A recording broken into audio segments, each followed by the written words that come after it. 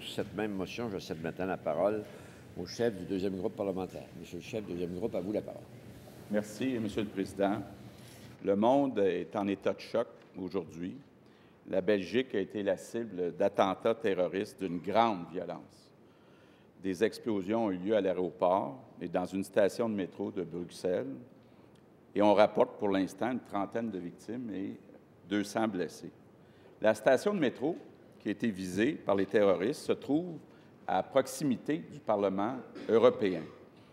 Bruxelles était le cœur de l'Union européenne et c'est donc un symbole important qui a été visé. J'entendais tantôt le président de la France, François Hollande, être très clair en disant que, selon lui, ce qui est attaqué, c'est le grand projet de l'Europe par ces attentats.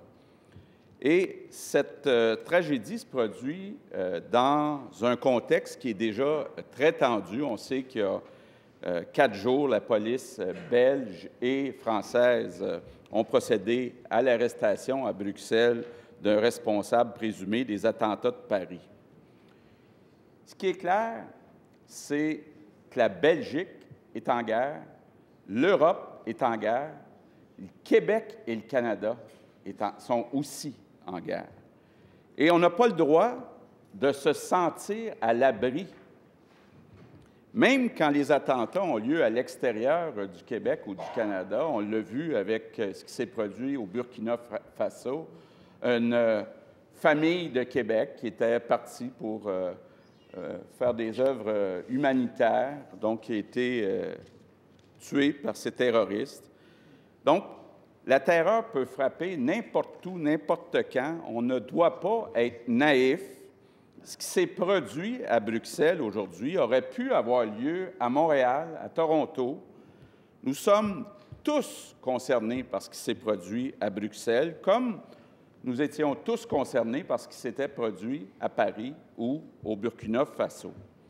Donc, la communauté internationale doit s'unir, doit faire front commun dans la guerre contre le terrorisme islamiste. Il faut oser nommer ce mal si on veut le combattre. Il faut être implacable, déterminé. Il ne faut reculer devant aucun moyen pour combattre ce terrorisme islamiste. Aujourd'hui, la journée appartient au peuple belge, aux familles des victimes. Ils devront faire preuve d'un courage exemplaire au cours des prochaines semaines. Je veux leur dire qu'ils peuvent compter sur notre solidarité inconditionnelle.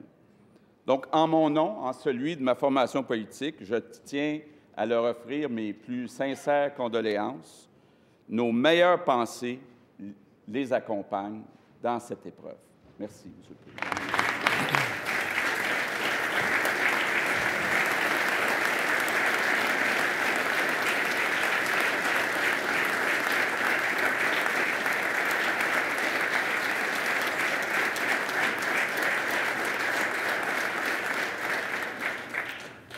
Alors, merci, Monsieur le chef du deuxième groupe parlementaire.